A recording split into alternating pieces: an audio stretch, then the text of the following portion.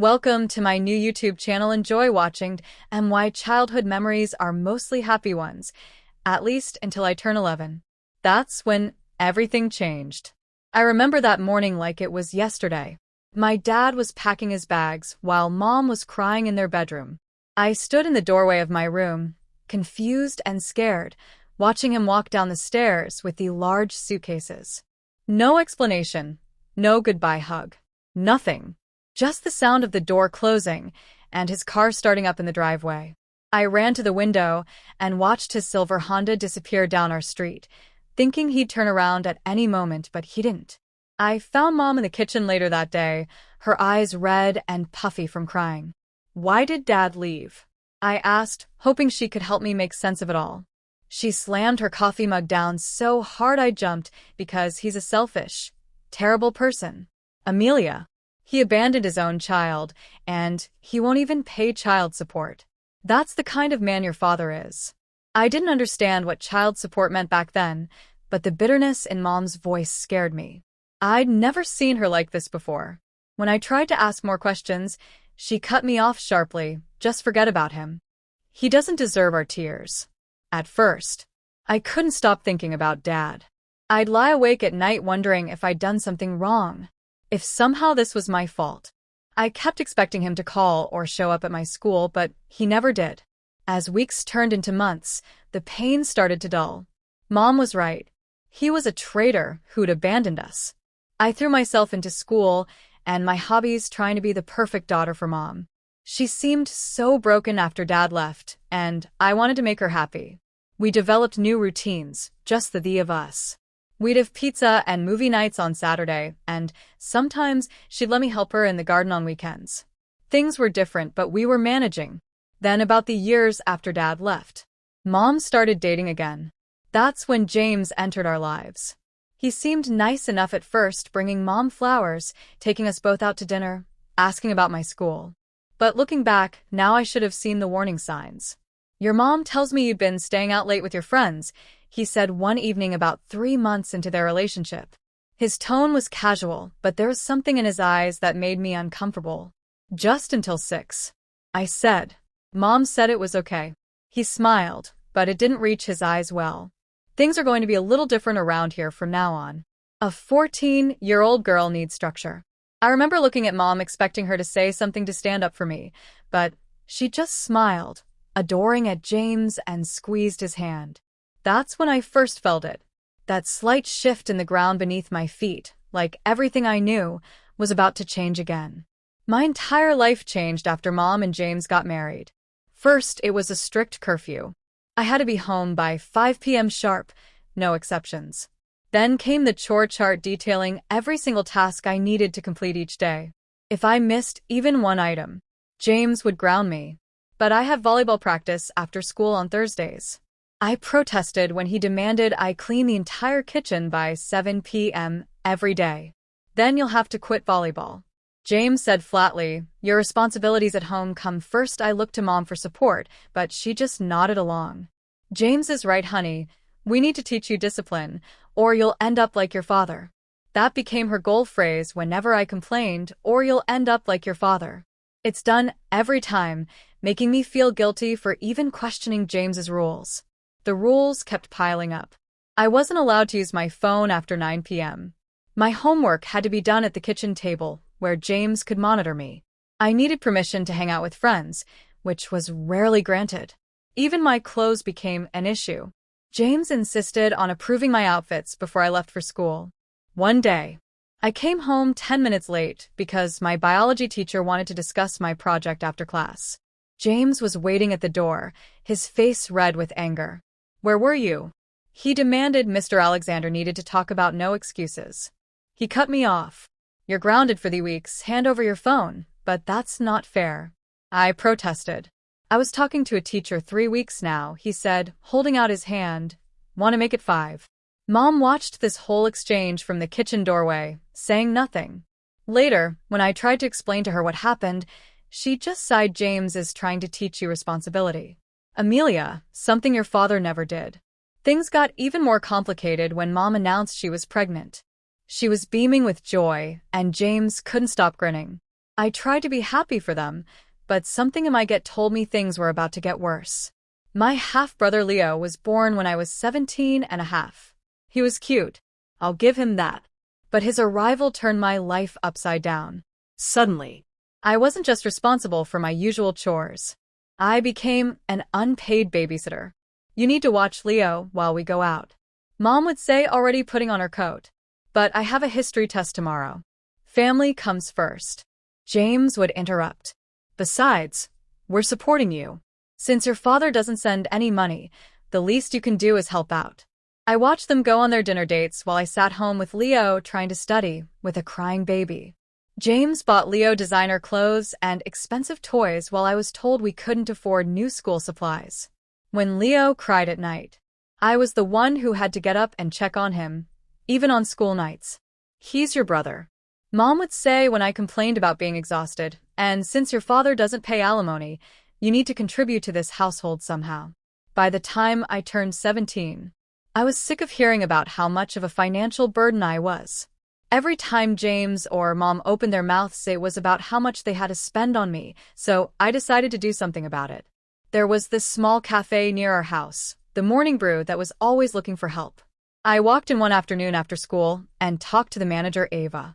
She must have seen something in my eyes because she hired me on the spot. The pay wasn't great, minimum wage plus whatever tips I could get, but it was something. I worked from 5 to 9 p.m. on weekdays and longer shifts on weekends. The next 3 years were brutal. I'd wake up at 7 a.m. to take care of Leo, go to school, work at the cafe, come home to more chores and Leo duty. Then try to squeeze and homework somewhere between everything else. My grades started slipping. There just weren't enough hours in the day. When graduation came around, I was devastated to learn I didn't have enough points for a scholarship. I remember sitting at our kitchen table, acceptance letter in hand, trying to explain to Mom and James about the tuition costs. Maybe we could figure something out together.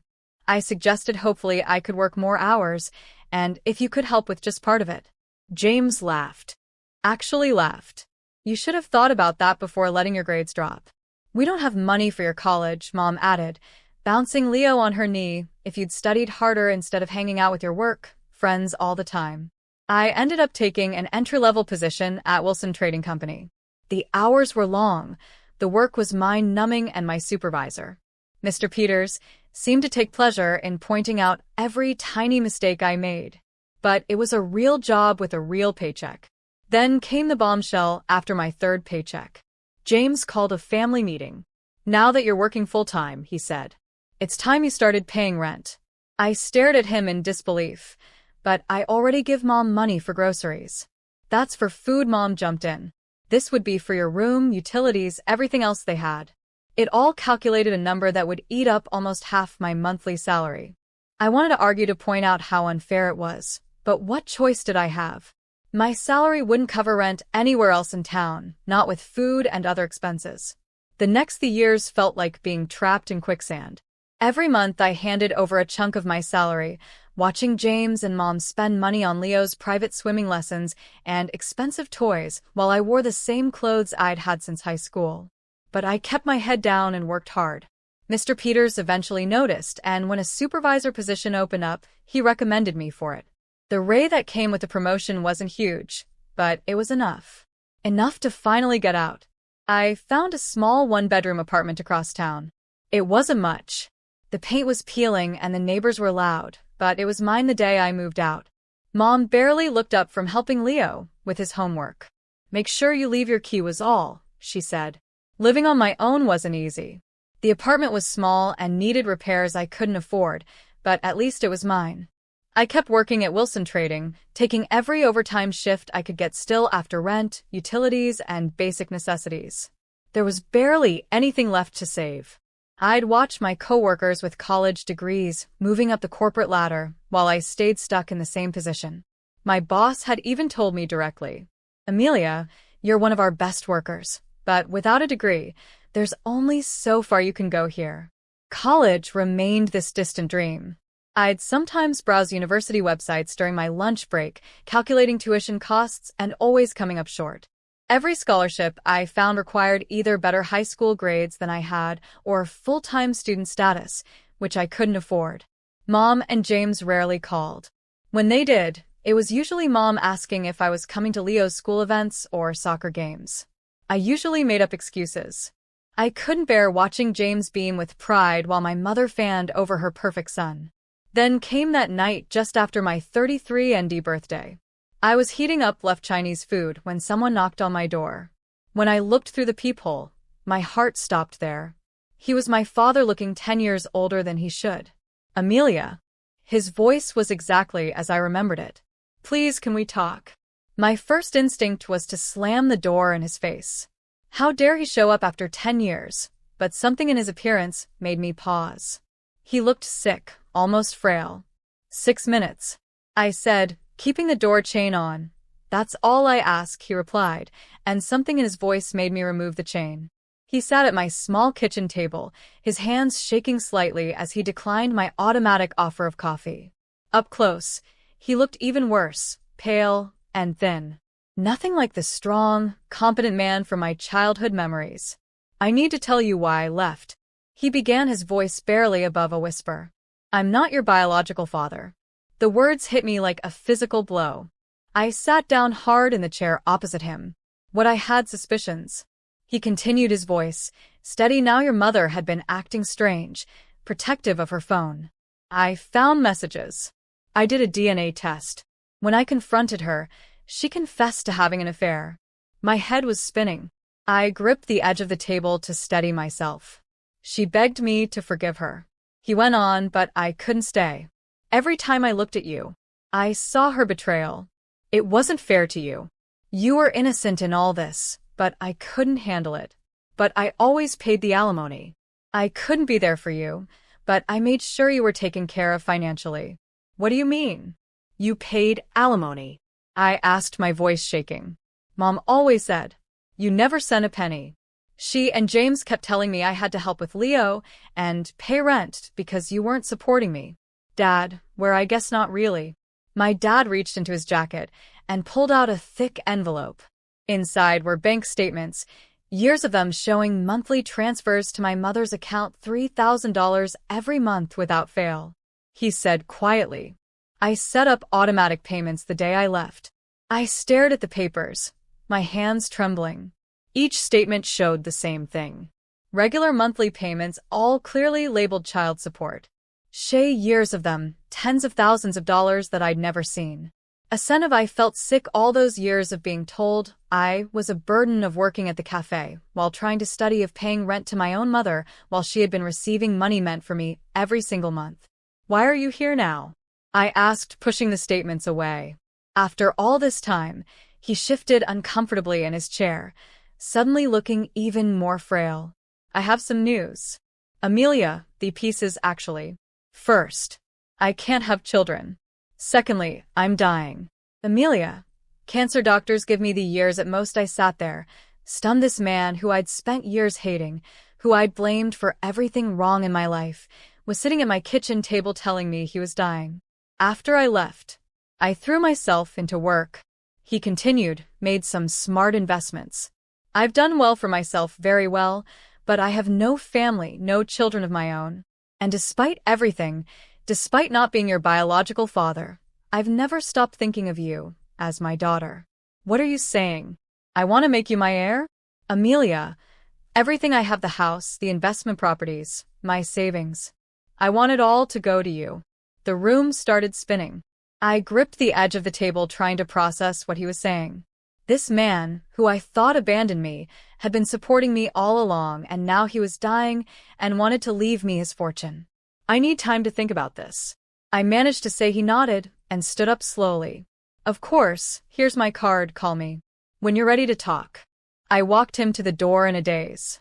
Before he left, he turned to me one last time, for what it's worth. Amelia, I'm sorry not for leaving your mother.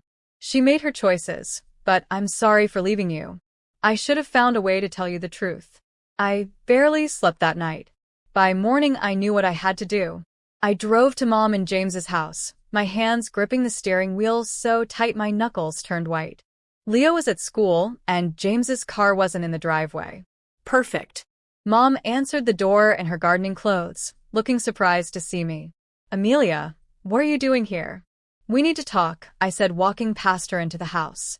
The living room looked exactly the same, Leo's toys everywhere, his school photos dominating the walls.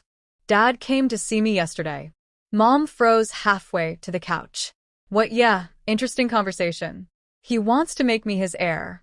Apparently, he's done pretty well for himself. He what? Mom's face turned red after abandoning you after refusing to pay a cent in child support. And you're just going to forgive him because he's got money now. I couldn't help it. I started laughing, a harsh, bitter laugh that made Mom take a step back. That's funny. Mom, really funny, because he showed me his bank statements every single month for 6 years, $3,000 in child support payments.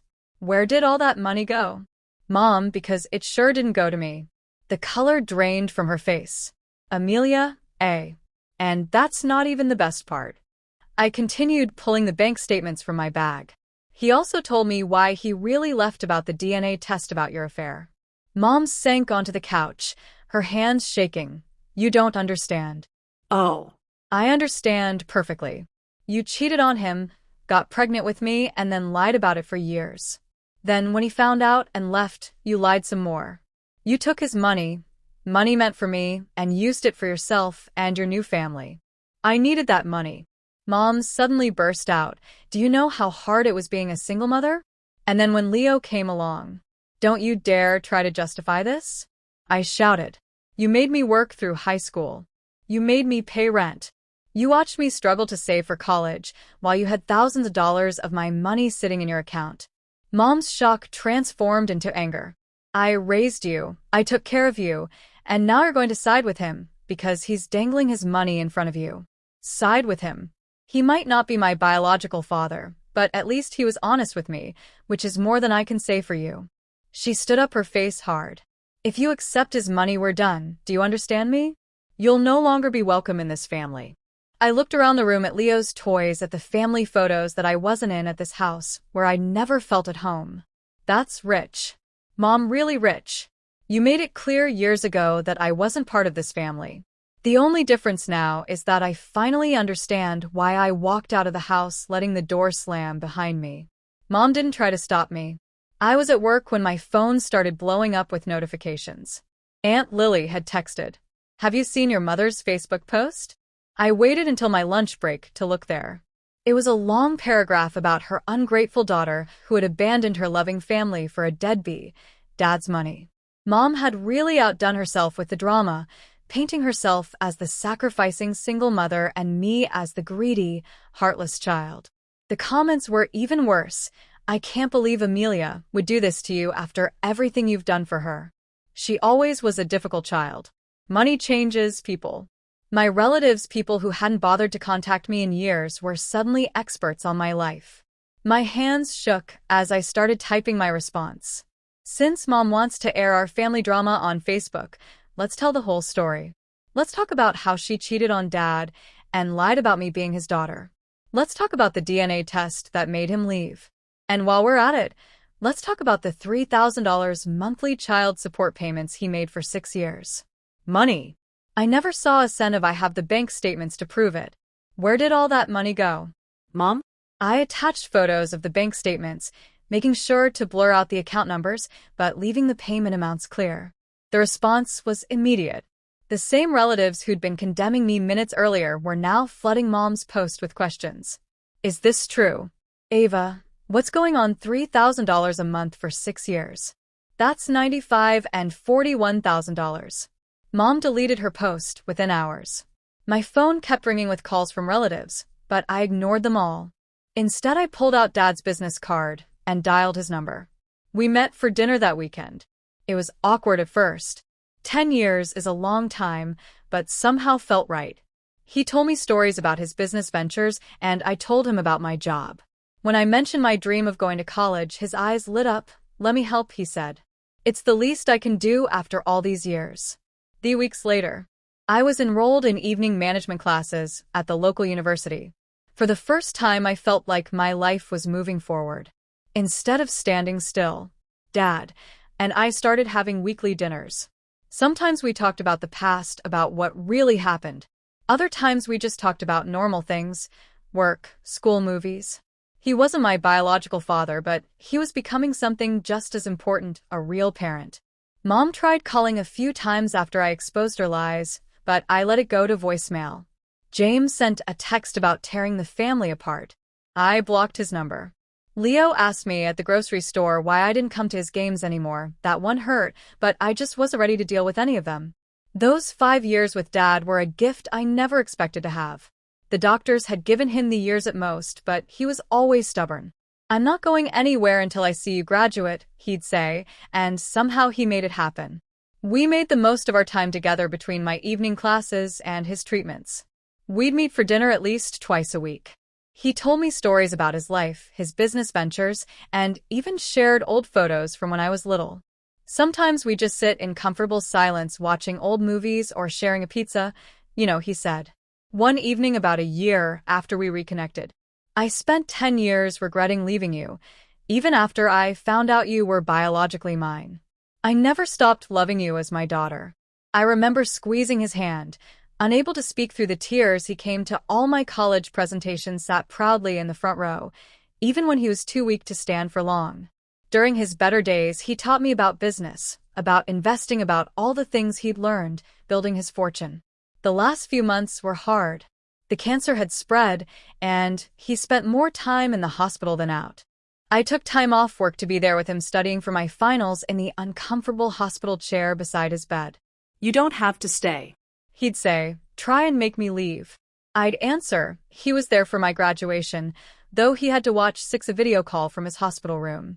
I brought my diploma to him right after the ceremony, still wearing my cap and gown. His smile was weak, but his eyes were bright with pride. "I always knew you could do it," he whispered. 3 weeks later, he was gone. I was holding his hand when he took his last breath, telling him about my new job offer and how I was going to use everything he'd taught me.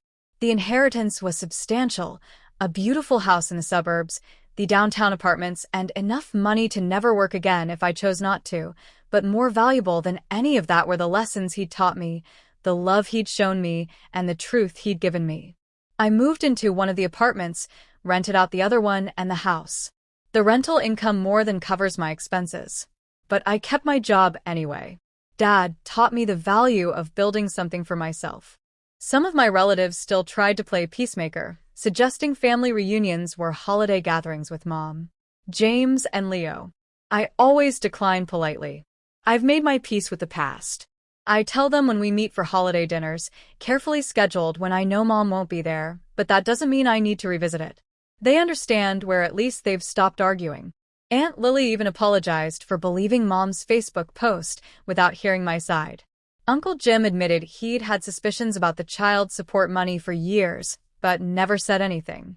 Sometimes I drive past my old house and see Leo playing in the yard, taller, now looking more like James every day. Mom still lives there with her perfect little family, posting perfect family photos on Facebook. I don't feel angry anymore when I see them. I don't feel much of anything, really. Dad taught me that family isn't about blood. It's about love, truth, and choosing to be there for someone, even when it's hard. He chose to be my father twice, first when he married Mom, and again when he came back into my life. That means more to me than any biological connection ever could. If you enjoyed this suspenseful story and want to hear more, please make sure to like, subscribe, and hit the notification bell for more thrilling content. Your support means a lot and helps me create more captivating stories for you. Thank you for being part of this journey.